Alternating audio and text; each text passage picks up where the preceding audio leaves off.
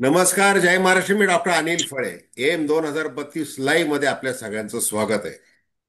नितीन गडकरी हे अनेक अर्थाने सुप्रसिद्ध असे नेते आहेत. मग त्यांना कधी काळी शिवसेना प्रमुख बाळासाहेब ठाकरे यांनी पुलकरी म्हटलं होतं, ज्या वेळेला 95 मध्ये शिवसेना भाजपचं सरकार महाराष्ट्रामध्ये होतं आणि सार्वजनिक बांधकाम खात्याचे मंत्री होते नितीन गडकरी. मग नंतर ते टोलकरी झाले, बरेच बरेच बरेच बरेच. मग आता ते शाश्वत विकास, इथेनॉल, असं बरेच एक देशभरामध्ये असं चर्चेतलं नाव आहे आणि अतिशय लोकप्रिय असा नेता आहे. फक्त भारतीय जनता पार्टीमध्ये लोकप्रिय नाही, तर इतर सर्व पक्षांमध्ये लोकप्रिय असे नेते जर कुणी असतील तर अपवादाने एकमेव नाव येतं, नितीन गडकरी. अशा नितीन गडकरी यांच्यावर व्हिसल ब्लोअर अंजली दमानिया तुटून पडलेल्या 23 तारखेला त्यांनी एक एक्स वर पोस्ट केली, नंतर 24 तारखेला गेली आणि आज त्यांनी प्रसार माध्यमांसमोर त्या सगळ्या बोलत्या झालेल्या आहेत. आणि मग नितीन गडकरी हे कशा प्रकारे गैरव्यवहार करतात, भ्रष्टाचार करतात, त्यांच्या कुटुंबामध्ये सगळा फायदा कसा येईल, म्हणजे टोल पासून सगळ्या इतर पद्धतीचा, शेअर्स मधून आपली दोन्ही जी मुलं आहेत, निखिल आणि सारंग, यांच्या नावावर त्यांचे कसे उद्योग चालू आहेत. आणि स्वतः नितीन गडकरी असं म्हणतात की मी महिन्याला 200 कोटी रुपये अनेक चांगल्या मार्गाने कमवतो, असं ते सांगतात. तिथं अंजली दमानिया त्यांना म्हणतात की तुमची मुलं तुमच्यापेक्षा पुढे गेलेली आहेत, की ती दर दिवसाला 144 कोटी रुपये मिळवतात त्या शेअर्स आणि याच्यात.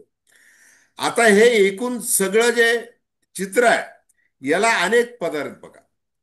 म्हणजे 2012, 11-12च्या दरम्यान ज्या वेळेला नितीन गडकरी हे भारतीय जनता पार्टीचे अध्यक्ष होते, मग तिथं त्यांना राजीनामा द्यावा लागला, कारण ते पूर्ती घोटाळ्याचे सगळे आरोप झाले होते. मग ते आरोप करणाऱ्यांमध्ये अंजली दमानिया आघाडीवर होत्या, अरविंद केजरीवाल आघाडीवर होते, अण्णा हजारेंचं आंदोलन नुकतंच ते चाललेलं झालेलं होतं त्यावेळेला. हे सगळं वातावरण होतं. आणि मग असं बोललं जायचं की नितीन गडकरी हे पंतप्रधान पदाच्या म्हणजे स्पर्धेत शर्यतीतील आहे. एक प्रमुख हा. उमेदवार आहेत. हो. त्यामुळं नरेंद्र मोदी, अमित शहा यांनी काय असं काही कॅम्पेन चालवलेलं आहे का, इकडून तिकडून प्रसार माध्यमातून वगैरे, असं देखील उघडपणे बोललं गेलेलं आहे आणि आज देखील बोललं जात आहे. या एकूणच नितीन गडकरी, त्यांच्या भोवती त्या अर्थाने असलेलं वलय, त्याच्यानंतर त्यांचा स्वभाव, त्यांनी केलेलं अफाट असं काम आणि त्यांच्यावर होणारे अतिशय गंभीर आरोप, या संबंधी कुणाशी बोलावं असा ज्या वेळेला प्रश्न आला, त्यावेळेला भास्कर लोंढे हे नाव समोर आलं, जे ज्येष्ठ पत्रकार आहेत नागपूरचे. ते आता सध्या पुण्यामध्ये स्थायिक आहेत, पण नितीन गडकरी यांच्याशी ते वारंवार संवाद साधत असतात आणि अनेक खाजगी गोष्टी देखील ते बोलतात. मग आता नितीन गडकरी यांची पाठराखणच करणे असं काही पत्रकाराचं काम नसतं. तरी देखील नितीन गडकरी यांच्या दोन्ही बाजू अपेक्षित आहेत भास्कर लोंढे यांच्याकडून आपल्याला. तेव्हा भास्कर लोंढे, आपलं या चॅनलवर स्वागत आहे. आणि माझा पहिला प्रश्न तुम्हाला असा आहे की अंजली दमानिया, म्हणजे आता एक तप झालं ते आरोप करतात नितीन हो. गडकरी यांच्यावर. तुम्ही काय तुम्ही कसं वर्णन करा या आरोपांच्या आतषबाजीकडे? नमस्कार. मी भास्कर लोंढे. मुद्दा नितीन गडकरी यांच्या नावाचा आहे. आता बघा, आत्ताच आपण बोलले की नितीन गडकरीचं कर्तृत्व अफाट आहे. बघा की जो माणूस राजकारणात आला तेव्हा एका साध्या स्कूटरवर फिरायचा, आज जगमान्य नेता आहे. फक्त देशमान्यच नाही, जगमान्य नेता आहे. त्यांनी केलेलं काम अफाट आहे, त्यांचं कर्तृत्व अफाट आहे. आणि हे मी त्यांच्याशी माझी खूप जवळीक आहे याच्यामुळे नाही, मी अगदी इम्पार्शल बोलणार. मला एक गोष्ट सांगा की दिवसेंदिवस नितीन गडकरी यांची यशाची कमान वाढतच चाललेली आहे. आता जेव्हा कुणी एखादा व्यक्ती, नितीन गडकरीच नाही, जगातला कुठलाही एखादा व्यक्ती महत्वाच्या पदावर जातो किंवा मोठा होत जातो ना, तेव्हा त्याचे दुश्मन, त्याचे शत्रू, एनिमीज वाढत जातात. जगमान्य नियम आहे हा. आता ते चांगलं करत आहेत की वाईट करत आहेत याच्यावर कॉमेंट्स होऊ शकते. पण मला एक सांगा की गडकरींनी केलेल्या कामात, आता सगळे गडकरींनी केलेली कामं म्हणजे गडकरीच्या हाताखाली ज्या एजन्सीज काम करतात ते सगळं आहे. त्याचा एखाद्याच्या कामात दोषही निर्माण झाला तरी त्याची लायबिलिटी त्यांचीच होते. पूर्वीसारखं नाही राहिलं की रेल्वेचा अपघात झाला म्हणजे रेल्वे मंत्री राजीनामा देतात, तसं तर राहिलेलं नाही आता. आता गडकरीच्या ह्या कामांनी किंवा गडकरीची जी उन्नती होत आहे त्याच्यामुळे अनेक लोकांच्या मनात धडकी भरली आहे. आणि असे टॉपचे जे नेते आहे राष्ट्रीय राजकारणातले, असे 10 ते 15 नेते तर असे आहे की ते पूर्ण राष्ट्र हलवू शकतात. त्याच्यातले प्रमुख नेते सगळ्यांनाच माहित आहे, नाव घेण्यात काही महत्वाचं नाही आहे. आणि ते नाही. पंतप्रधान पदाच्या हम्म. स्पर्धेत पण होत आहे. पंतप्रधान पदाच्या स्पर्धेत असणं म्हणजेच आलं, यातूनच आलं की दुसरे जे पंतप्रधान स्पर्धेत असेल, दोन तर ऑलरेडी आहेत, जे जे नाव संपूर्ण राष्ट्र चालवत आहेत. मोदीजी आहेत आणि अमित शहाजी आहेत, हे संपूर्ण राष्ट्र चालवत आहेत हे माहित आहे. त्यांच्या पलीकडे दुसऱ्याला कोणाला स्थान नाही हे पण सगळ्यांना माहित आहे.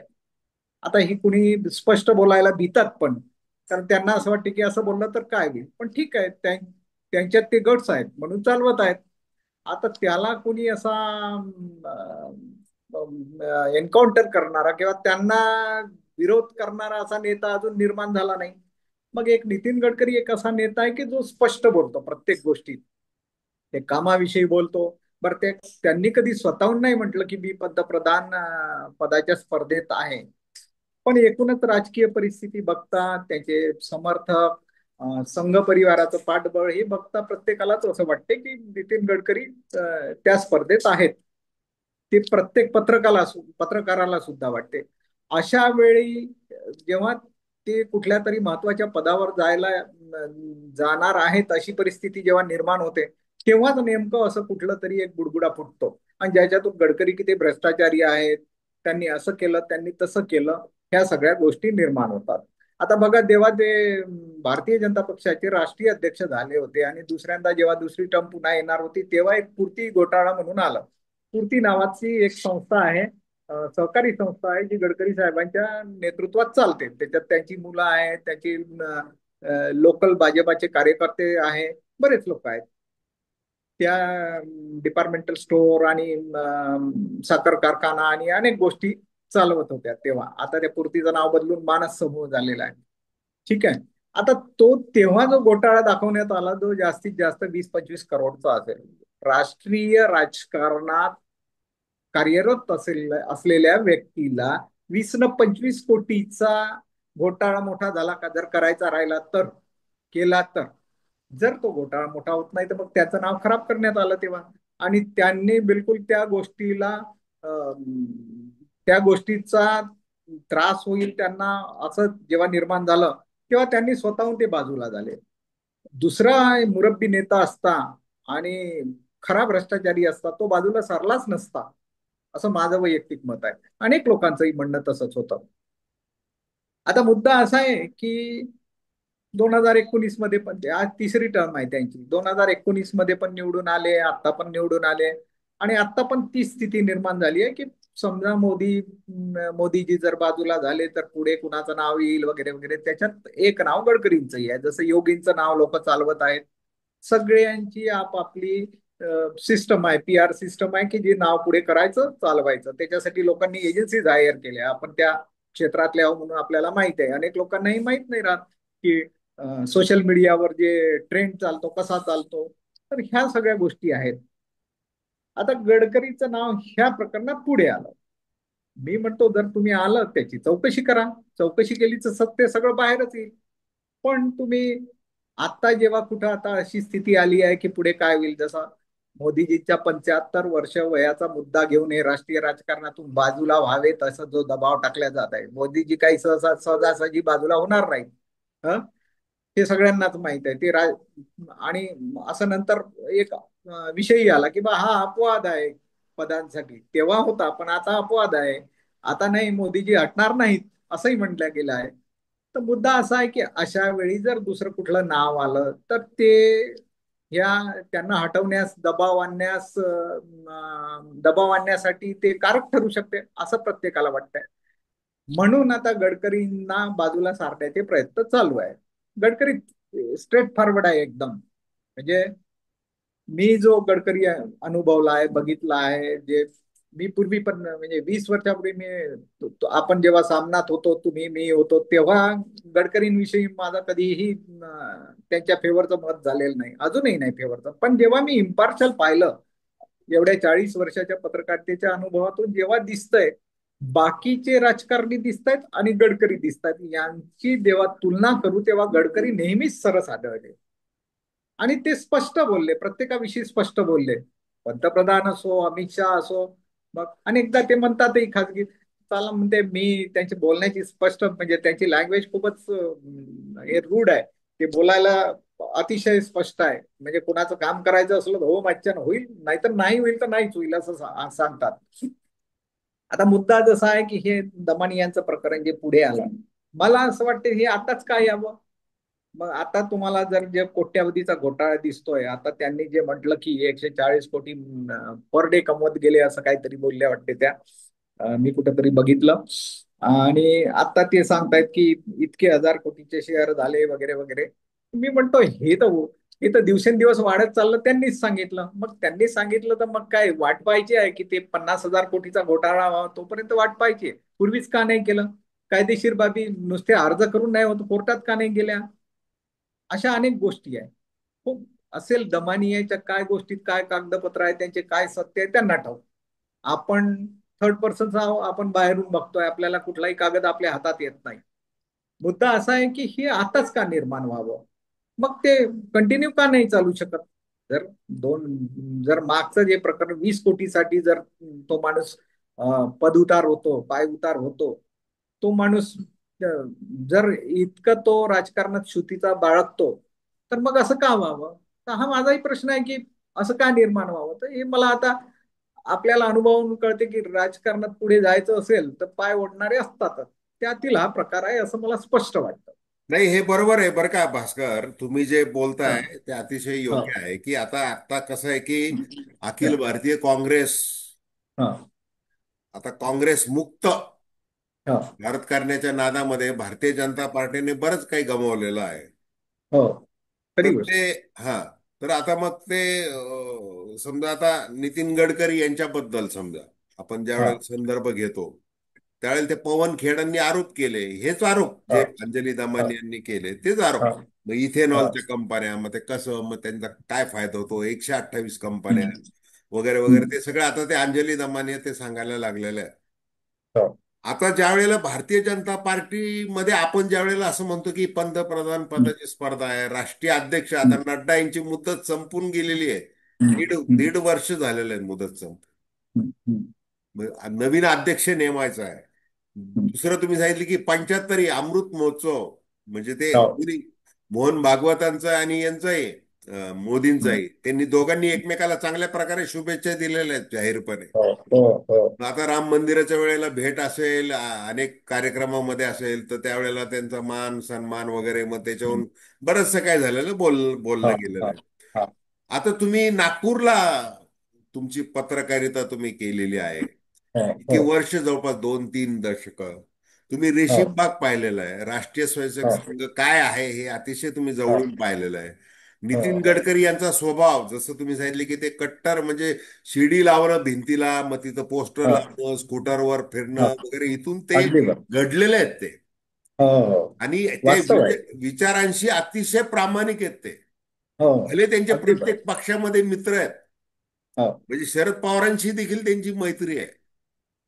मग मागे हे असाच सगळं विषय झाला, हा? तुम्हाला थांबवतो, की हा. पंतप्रधान पदासाठी जेव्हा हे इलेक्शन झालं 2024चं, विरोधकांनी सरळ ऑफर केली तर हा. तुम्ही पंतप्रधान पद घेत असाल, तुम्ही होत असाल, आमचं नेतृत्व सांभाळत असेल तर आम्ही सगळे तुमच्या वा, पाठीशी.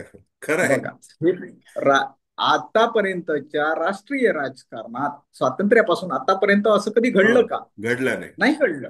बरोबर. म्हणजे विरोधकांनाही विश्वास आहे त्याच्या त्या नेत्यावर, त्याच्या नेतृत्वावर. ही मोठी गोष्ट आहे आणि ती फक्त राजकीय बाब म्हणून नव्हती. हा, हम्म. ती गोष्ट केल्यामुळे यांना त्रास झाला. पण त्यांनी स्पष्ट बोलले होते त्याच्यात की मी जिवंत असेपर्यंत कट्टर आर एस एसचा आहे. मी पद सोडणार नाही, वाटल्यास माझं म्हणजे म्हणजे मी पक्ष सोडणार नाही, सॉरी. आणि जर का अशी वेळ आली तर मी राजकीय संन्यास घेईल, आपला घरी बसून आपला बिझनेस करेल, जे काही करेल ते करेल, पण मी दुसऱ्या पक्षात जाणार नाही, असं ते स्पष्ट बोलले. त्यांना बरोबर. मग त्यांना चूप राहता आलं असतं ना, बघू पुढे, हवा पाहून दिवा लावू असं ते म्हणता आलं असतं, पण नाही, ते बोलले. त्याने एक मेसेज सरळ सरळ गेला. पण याच्यामुळे एक दुसरा मेसेज असाही गेला ना, की हे याच्यातले तगडे स्पर्धक आहेतच, हे काही जाणार नाही बाहेर. तर हा एक विषय आहे. आता हे बघा की ज्या वेळेला ही चर्चा निघते, तुम्ही जो हो, आता मुद्दा मांडलेला आहे की त्यांना त्रास झालेला आहे, हो, म्हणजे त्यांना मोदी शहा वगैरे असा हो, त्रास झालेला आहे. हो, लोकसभा निवडणुकीमध्ये तर उघडपणे जाहीरपणे चर्चा झाली होती की नितीन गडकरी निवडून येऊ नयेत, हो, म्हणून काही आदेश निघालेले आहेत. हो, विद्यमान महाराष्ट्राचे नेतृत्व करणारे देवेंद्र फडणवीस असतील वगैरे, ते सगळं हो, जाहीरपणे ते बोललं गेलेलं आहे. आणि हो, त्याच्यामध्ये तथ्य आहे असं अनेक पत्रकार देखील सांगतात नागपूरचे. हो. तुम्हाला खरी काय आहे. वाटतंय? नाही, 16 आणि सत्य आहे, असं घडलं होतं. असं घडलं होतं, हा. बिलकुल घडलं होतं. हम्म. मग कसं आहे, निवडून आल्यावर सगळेच ते नंतर सगळेच नकार देतात त्या गोष्टीला, किंवा हा. तेव्हा पण ही एवढी गुप्त गोष्टी होती का, म्हणजे गोपनीय होतं ते, की गडकरी पडले पाहिजे असं अनेकांची इच्छा होती. त्याच्यासाठी राष्ट्रीय लेवलवरून राज्य लेवलवर सगळ्याच गोष्टी प्रयत्न झाले, हम्म.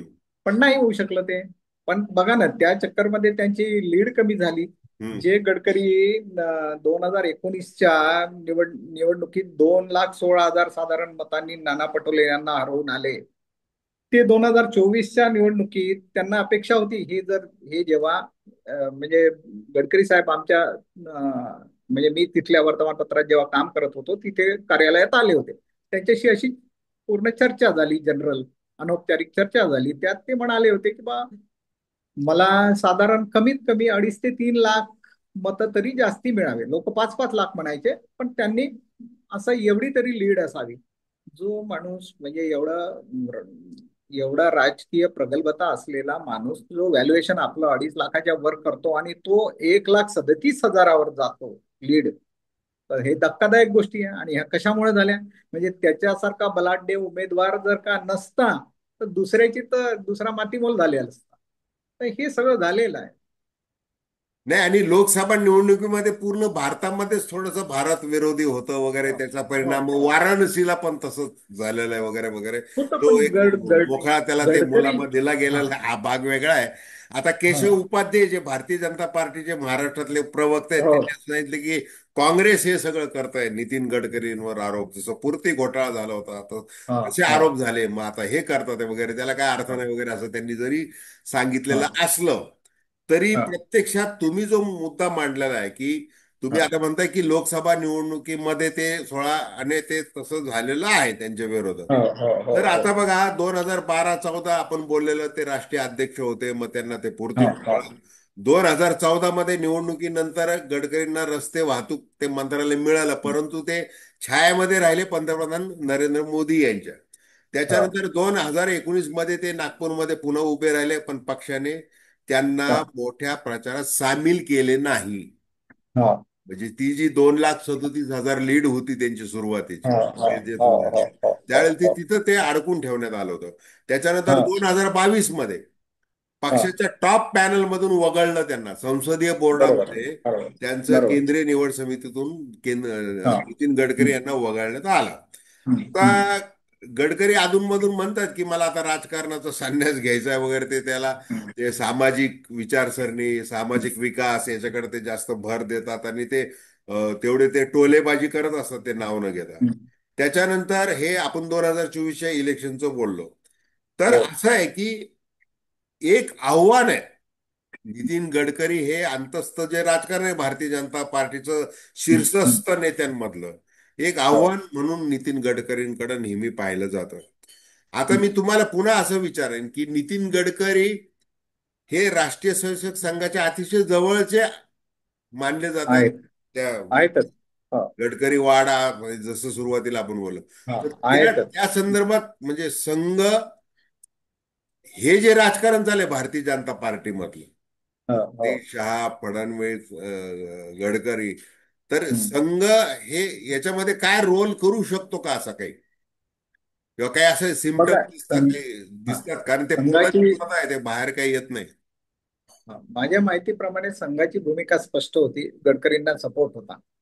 पण मध्यंतरीच्या काळात मोदींनी जे कामं केले, संघाचा अजेंडा काय होता पूर्वी, की राम मंदिर व्हावं, जम्मू काश्मीरचा दर्जा तो हे व्हावा, अशा संघाच्या अजेंड्यावर असलेल्या ज्या ज्या गोष्टी होत्या त्या त्या मोदी शहाच्या काळात पूर्ण झाल्या. स्वाभाविक त्याच्यामुळे म्हणजे संघाची भूमिका जर ते पार पाडत असेल, आणि सगळ्यात मोठे मुद्दे, अशा छोट्या मोठ्या गोष्टी सोडा, पण मोठे मुद्दे जे आहेत ते मोदी शहांनी केले पूर्ण. पाकिस्तानवर आक्रमणाचं असो, किंवा राम मंदिराचं असो, किंवा काही आणखी पुढे आहेच काही गोष्टी ज्या पाईपलाईन मध्ये आहेत त्या पण होणार. तर त्याच्यामुळे संघाने आपली भूमिका मवाळ केली, की ठीक आहे, हे चालतंय, आपलं आपलं काम ते करत आहेत. आपण जे संघाची निर्मिती, संघाची स्थापना ज्या पार्श्वभूमीवर झाली, तीच भूमिका घेऊन जर हे चालत असतील तर यांना सपोर्ट करा. पण संघाची भूमिका जरी ही असली तरी पण त्यांना गडकरी विषयी जास्त प्रेम आहे. आता मुद्दा दुसरा, की दिल्लीच्या तख्तावर महाराष्ट्रातल्या व्यक्तीला कधीच आजपर्यंत कुणाला बसू दिलेलं नाही. तर मग एक लॉबी जी आहे, एक तिकडली हिंदी लॉबी, त्या बेल्ट मधली, बिहार आहे, हरियाणा, आपले उत्तर प्रदेश आहे, मोठी राज्य जी आहे, ह्या इथली लॉबी कधी पण महाराष्ट्राच्या माणसाला देशाचं नेतृत्व सांभाळायला सपोर्ट करणार नाही, अशी स्थिती आहे. त्याच्यामुळे हे वादावाद उभे होतात, इकडून तिकडून सपोर्ट. आता मला एक सांगा, की जसं हा मुद्दा केशव उपाध्ये म्हटले, की काँग्रेसनी हा मुद्दा काढला. आता केशव उपाध्ये असे थोडे म्हणतील की एखादा प्रकरण जसं नागपुरात जे घडलं बीजेपीनं केलं, तर म्हणतील का ते का नाही, हे बीजेपीनं गडकरी साहेबांना विरोध केला होता. पण हे 100% सत्य आहे. गडकरी साहेबांनाच खासगीत विचारा काय झालं तर. मग पण आता जाहीरपणे तर बोलायचं वेगळं असते, आणि खाजगीत वेगळं करायचं असते. मी हेच म्हणतो, चूक असेल तर त्याचं त्यांना जे काही पनिशमेंट आहे ती मिळेलच. पण तेव्हा फारशी चूक नसतानाही ते पदावरून उतरले होते ना, आणि तेव्हाच जर ते पदावर असते तर आज पंतप्रधान असतेच. बाय डिफॉल्ट त्यांचं पंतप्रधान पद असतं. मग पण ते मागे गेले. अजूनही ते असं म्हणत नाही डायरेक्टली. कदाचित हा राजकीय भाग झाला, की ते म्हणत नाही. इच्छा असेल कुणाची नाही, या देशातल्या प्रत्येक व्यक्तीची, जो रस्त्यावर टपरीवर बसून चहाचा घोट घेत असतो, त्यालाही पंतप्रधान पद भूषवायची इच्छा असते. मग चहा तसं तसं तसं मग आता मुख्यमंत्र्यांना पण वाटणारच ना, की आपण आता मुख्यमंत्री झालो, मग आपण पंतप्रधान झालं पाहिजे, असंही होऊ त्यांना आहे शकतं. ना, ते त्यांना आहे ना, लोक म्हणतायत ना. आता ते बोलून दाखवणार नाही, कारण ते कोणीच पण असं लोकांनाही वाटते. तेव्हा लोकांची हीच भूमिका माझी राहील, माझी समजा. दर्शकांना विनंती आहे, लोकांना जे ऐकतात आहे, की तुम्ही अं, देखील तुम्हाला जे वाटतं त्या बिनधास्तपणे प्रतिक्रिया कॉमेंट बॉक्समध्ये लिहा. हे चॅनल हं, सबस्क्राईब करा. अतिशय इम्पार्शियल, म्हणजे आपण तटस्थ भूमिकेतून ही सगळी चर्चा तटस्थ. करतोय. अगदी हा, बरोबर आहे. बोला आता बोला. बघा, की गडकरी जर का म्हणजे पुढे आता दुसरी फळी जेव्हा राष्ट्रीय राजकारणात येईल, समजा देवेंद्र फडणवीस आणि हे समजा राष्ट्रीय राजकारणात गेले, त्यांनी जर का पंतप्रधान पदासाठी प्रयत्न केले, किंवा तसं वातावरण निर्माण झालं, तर वाईट काय? हम्म. आता तुर्तास गडकरींचा चान्स आहे व्हावा. नाही झालं तर पुढे भविष्यानं ते काही आता उद्या जाऊन पंतप्रधान होणार नाही देवेंद्र फडणवीस. त्यांना तर आणखी आव्हान आहेत की नाही. आता हे तरी सिनियरिटी आणि बाकीच्या गोष्टी आहेत, त्यांचं काम कर्तृत्व दिसलं आहे. आता यांचं कर्तृत्व महाराष्ट्रापुरतं आहे, पण हळूहळू ते राष्ट्रीय राजकारणात त्यांचं नाव झालेलं आहे, देशात तर नाव निश्चितपणे झालंय. होऊ शकते पुढे तेच पण प्रयत्न करतील. कुणाला माहित होतं की एक तरुण वयाचा पोरगा, जो पहिला कमीत कमी वयात काहीतरी 23-24 वर्षाचे होते तेव्हा ते महापौर झाले, की हम्म. 27-28 वर्षाचे, 28 वर्ष. नागपूरचे, हा, हो. नागपूरचे महापौर झाले. तो माणूस महाराष्ट्राचा मुख्यमंत्री होईल असं कुणाला वाटलंच नाही. आणि ज्या पद्धतीनं ते हँडल करत आहे राजकारणात, ह्या साऱ्या गोष्टी आवश्यक आहे. ज्या पद्धतीने हँडल करत आहे शरद पवारांचं, आणि हे जे एवढे पक्ष फोडणे वगैरे वगैरे, ही काही साधी गोष्ट थोडी आहे. ही चुकीचं आहे की बरोबर आहे हा विषय नाही, पण ते जे करत आहेत तेवढी हिंमत आहे त्याच्यात. त्याच्याजवळ तेवढं कर्तृत्व आहे, करत आहेत ते. नाही, भविष्यात होऊ बरोबर आहे. ते शकते ते पण. अगदी ते इन्फ्रामॅन किंवा हा शाश्वत असं दोन्ही मिलाप करून ते जरा विकासात्मक हा दृष्टिकोन, मग हा जसं पंतप्रधान नरेंद्र मोदींच्या पावलावर पाऊल ठेवून विकसित हा महाराष्ट्र 2047 हा विकास हा धोरणं वगैरे, ते त्यांचं ते काम चांगलंच आहे. म्हणजे त्यांच्यामध्ये हा ती क्वालिटी लिडरशिप आहेच आहे हा फडणवीसांची. हा. अगदी ते बरोबर. तेवढं ते मोठं त्यांचं कसब आहेच आहे. हा आता हा काय, आता हे बघा, हे जे नितीन गडकरींचा जो काही ग्राफ आहे, तो हो ग्राफ म्हणजे त्यांच्या राजकारणातलं ते, आता काय त्यांना पुढे जायचं तर ते फास्ट टॅगला स्कॅनर कधी कधी काम करत नाही काय. हो हो तसं हो आता अंजली दामानिया यांनी जे काही आरोप केलेले ते फार गंभीर आहेत तसे. हो हो. म्हणजे आता हे शेअर्स वगैरे हे नंतरच्या गोष्टी, पण ते टोल हम्म. वगैरे मग आपण कसं भरतो, हे सगळे धोरणात्मक निर्णय झालेले जरी हा असले, तरी ते हम्म. म्हैसकर नावाचं कुटुंब, त्यांच्या त्या हा कंपन्या आणि हा. ऑफिस ऑफ प्रॉफिटचा विषय येतोच काय. त्यांनी आता शिरोडकरांचा विषय टाकला त्याच्यात. शिरोडकरांच्या नावाने हे झाला, अतुल शिरोडकर. हा हा. अतुल शिरोडकरांचा एक प्रोजेक्ट नागपूरमध्ये होता, फर्स्ट सिटी नावाचा, याचा मॉडेल टाउनशिपचा. बर. ते बुडाले त्याच्यात. तो प्रोजेक्ट मलेशियन कंपनीने घेतला. आता असं आहे, व्यवसाय करताना कधी कमी जास्त कधी होणारच आहे. पुण्यात DS कुलकर्णी बुडाले. त्यांना कोणी बुडवलं DSK. हे साऱ्या जगाला माहित आहे. हम्म. आहे की नाही? कोणत्या लॉबीने बुडवलं हे पण माहित आहे. पण कसं आहे, व्यवसाय करताना थोड्या बहुत इरेग्युलॅरिटीज, अनियमितता असतेच. हम्म. 100% अगदी काटेकोरपणे जर अंमलबजावणी केली तर व्यवसाय करणंच कठीण आहे. कोणत्याही व्यापाऱ्याला विचारा. म्हणजे जे आतापर्यंत जे व्यापाऱ्यांचे मित्रमंडळींचे अनुभव आले त्यांच्या सांगण्यावरून जे कळलं ते सांगतोय. मग आता हे छोट्या मोठ्या गोष्टी घडणारच, आणि जर का ही गोष्ट मोठी वाटत असेल याच्यातून काही, तर त्याची चौकशी व्हावी आणि सर्वोच्च चौकशी करा. मग हे होत नाहीये, हे नुसते आरोपच होत आहेत. हम्म. आरोप कसं आहे, ते बदनामी करायची ना, मग कुठेतरी त्याच्यामुळे वातावरण निर्माण होईल. मी म्हणतो त्याला कायदेशीर रूप द्या ना, मग करायचं आहे तर. हम्म. मग व्यवसायात कमी जास्त होतच असते. बघा मागे झुंझुनवाला जे होते, मरण पावले ते आता, अक्कासा एअर, त्यांचं ते शेअर मार्केट मधले सगळ्यात मोठे तज्ञ होते. राकेश, राजेश का राकेश? राकेश राकेश. झुंझुनवाला. राकेश झुंझुनवालानी एका रात्रीतून 200 कोटीचा लाभ मिळवला होता. खूप वर्तमानपत्रांनी, सोशल मीडियानी खूप उदो केला त्याचा. नंतर ते मरून गेले. त्यांच्या मिसेसने काही काही जाणवलं तर त्यांनी काहीतरी शेअर बाजारातून पैसा काढला वगैरे वगैरे. रेखा अकासा रेखा. एअरलाईन. हा हा, रेखा हा हा. झुंझुनवाला. हा. येस. तर मला एक सांगा, तर 200 कोटी जर एका रात्रीतून मिळवले तर त्यांनी किती हजार कोटी टाकले असेल? मी, माझे एक CA मित्र आहे आमचे, त्यांच्याशी चर्चा केली. तर म्हणे, तुम्ही किती रुपये टाकले? तुम्ही 1 लाख रुपये टाकत 200 कोटीचा फायदा मिळवाल का? तुम्ही 1 लाख रुपये टाकाल, तुम्हाला 1,10,000 मिळेल. त्यांनी जेवढं टाकलं त्याचे 200 कोटी भेटले. असं काही सगळ्यांना काही असं हे नाही आहे का, जादू नाही, चमत्कार की 200 कोटी आपल्या अकाउंटमध्ये आले. काहीतरी कर्तृत्व लागते, त्याला बेस असावा लागतो. तो बेस कित्येक वर्षापासून बनवावा लागतो. जसं हे म्हणतात की पहिले 150 कोटीचं सुरू झालं ना, आता हजारो कोटीचं झालंय, तर त्याच्यासाठी झालंय. हम्म. नितीन गडकरींचे दोन्ही मुलं अतिशय चांगले आहेत स्वभावाने. म्हणजे आजपर्यंत त्या दोघांना कधी उद्धटपणे बोलताना पाहिलं नाही मी. माझा फारसा संबंध नाही आला, पण ते, आणि कधीही ते राजकारणात आले नाही. मग त्यांनी जर मनात आलं असतं तर जय शहा सारखं त्यांनी पण केलं असतं. हो. हा? तर असं आहे, पण त्याच्याकडे कुणाचं लक्ष जात नाही. मग हम्म. जय शहा राष्ट्रीय राजकारणात आले, ते BCCI एरियाचे प्रेसिडेंट झाले वगैरे वगैरे. मग ते कसे झाले? तसं तर गडकरींच्या मुलांचं नाही आहे. ते आपली कंपनी चालवत आहे, आणि त्यांच्या सोबत त्यांचे चांगला म्हणजे कर्मचारी वर्ग, त्यांचे सहकारी खूप चांगले चांगले तज्ञ लोक त्यांच्याकडे आहेत, म्हणून कंपनी चालत आहे. आणि हे तर गडकरींची कंपनी आहे, याचा लाभ तर मिळणारच आहे थोडा बहुत.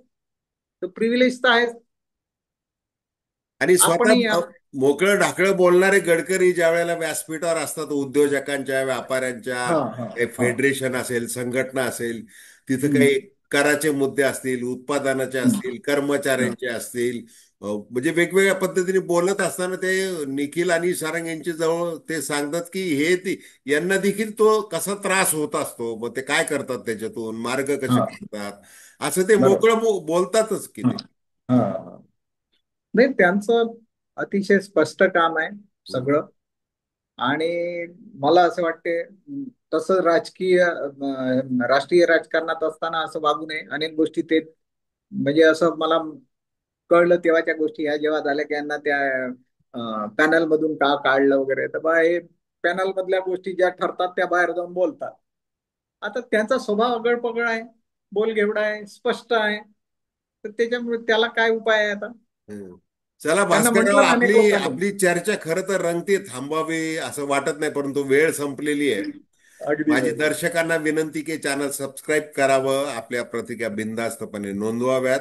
आणि भास्कर लोंढे यांनी ज्या प्रकारे नागपूरमध्ये पत्रकारिता ते करत आलेले आहेत आणि नितीन गडकरी या नेत्याला ते अनुभवत आलेले आहेत, तर त्यांनी त्यांच्या दोन्ही बाजू ज्या आहेत त्या अतिशय व्यवस्थितपणे आपल्यासमोर विशद केलेल्या आहेत. धन्यवाद भास्कर लोंढे की तुम्ही वेळ आणि दिला. आणि आणि एक बोला सांगतो बोला. की हे सगळं बोलताना गडकरीकडून मी कुठलाही लाभ घेतलेला नाही. मी हे जे बोलतो ते इम्पार्शल बोलतो. हे प्रत्येकाने आपल्या श्रोत्यांनी ऐकून घ्यावं आणि त्याला तुम्ही तुमच्या बुद्धिमत्तेच्या आधारावर तपासून बघावं आणि मग ठरवावं. महाराष्ट्राचा माणूस देशाच्या शीर्षस्थानी का जाऊ नये, हा माझा सवाल आहे, जो पूर्वी कधीच घडलेला नाही. आता तरी व्हावं. कदाचित गडकरी होतील, गडकरीच्या नंतर देवेंद्र फडणवीस होतील, व्हावं का नाही व्हावं. माझ्या महाराष्ट्राचा मला अभिमान आहे आणि तो सर्वांनी बाळगावा, असंच मला सांगावंसं वाटतं. नाही नाही, छान. तुम्ही प्रांजळपणे एकदम व्यवस्थित प्रामाणिकपणे व्यक्त झालेला आहात. तर हो. खूप खूप धन्यवाद. धन्यवाद, नमस्कार.